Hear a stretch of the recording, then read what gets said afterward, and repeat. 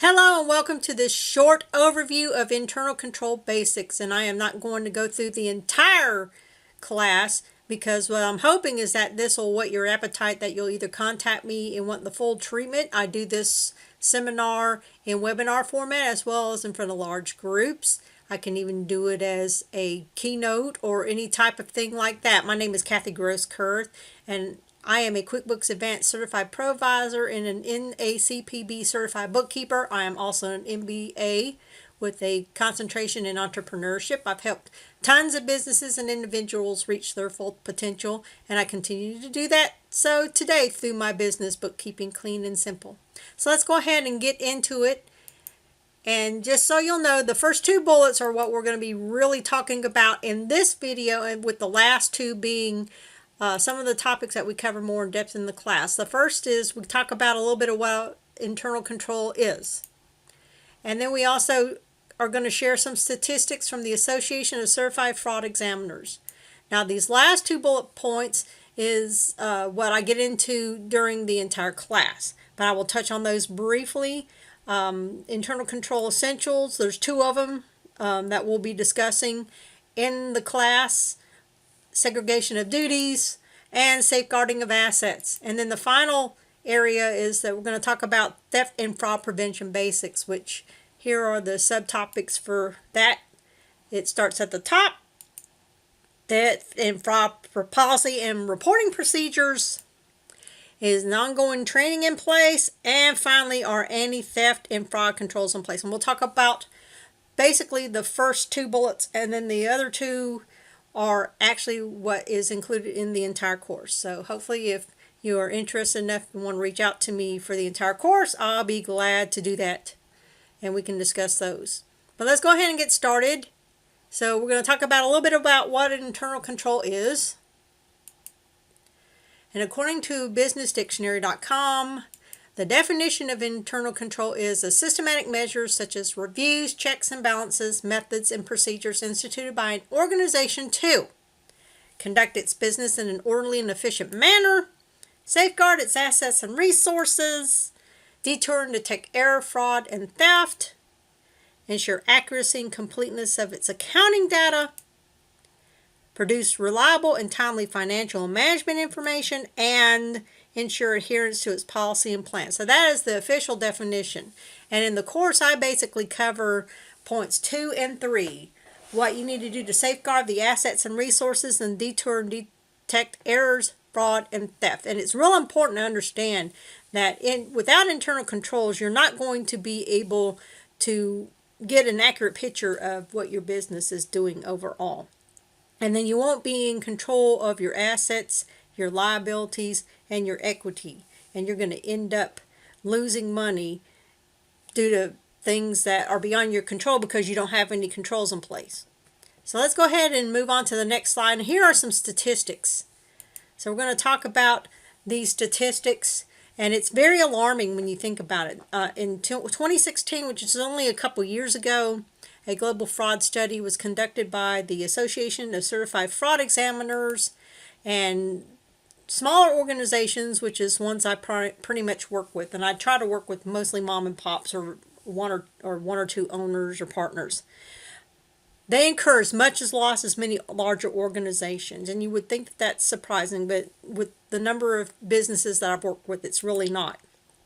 They also have fewer resources with which to combat these threats, and that's one of the main reasons why they incur as much loss as many larger organizations, is because they don't have the resources at their fingertips with which to combat these threats, or at least they think they don't. There's things that they can do, and there's things that you can do as a business owner or potential business owner that you'll see if you take this class. Median losses for smaller organizations was $150,000 in 2016. And here in the Atlanta area, there's at least one or two news reports of people who have bilked their employers. One of the main reasons because they are trusted and are left holding the kitty bag, so to speak. And so they're in a position where they can steal. And that's generally what happens. But we're not just talking about theft. We're also talking about fraud as well. And then here, check tampering, skimming, payroll, and cash larceny schemes have all occurred over twice as frequently in small businesses as in larger organizations. Again, that goes back to when you're a one or two man or woman shop and you have like a trusted friend or somebody like that who you allow to control your finances in your business, and you don't have any checks and balances in place, then the temptation is just so great, and so these things happen. And as you can see by this graphic, control weaknesses in organizations are often directly contribute to fraud. And like I said before, this is when you leave someone that you trust in charge with no checks and balances in place. Now here are the top 3 control weaknesses that contribute to fraud. Lack of internal controls is 29%, and that is the largest percentage. And again, this is things that you can implement, and we'll talk about that in the actual course. 20% override of existing internal controls, and this is where small business owners may have some controls in place, but for expediency or whatever, they allow the overriding of certain controls, and that proves to be too much of a temptation for some of these people, and that's how they do what they do. And then 19% is lack of management review, and this is what I see a lot. As a lot of times business owners are stretched to the 4 winds, and I understand that, but they get to the point where they trust somebody, and when they trust somebody, they fail to check on them or have any oversight or put any controls in place. And then what happens is this person has too much power or too much free reign, and the temptation, it goes back to being tempted. And all this goes back to control weaknesses. And if there was some things in place that and even as small businesses, there's things that you can do, which we'll talk about in the main course. And this was, again, this global fraud study conducted by the Association of Certified Fraud Examiners. And this is where all these statistics are found. Okay, so anyway, we talk about internal control essentials. And as we go through the actual class, we're going to get more in depth into these areas. These will be discussed in depth. Segregation of duties, which is separating who does what tasks to the extent possible. And you've got to have at least that in place in order to start on the road of good internal controls. And the other thing is you've got to put in procedures to protect a company's resources from possible theft or fraud.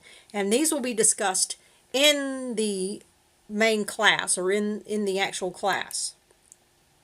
Now here are some things we will talk about in depth in the fraud and theft control basics.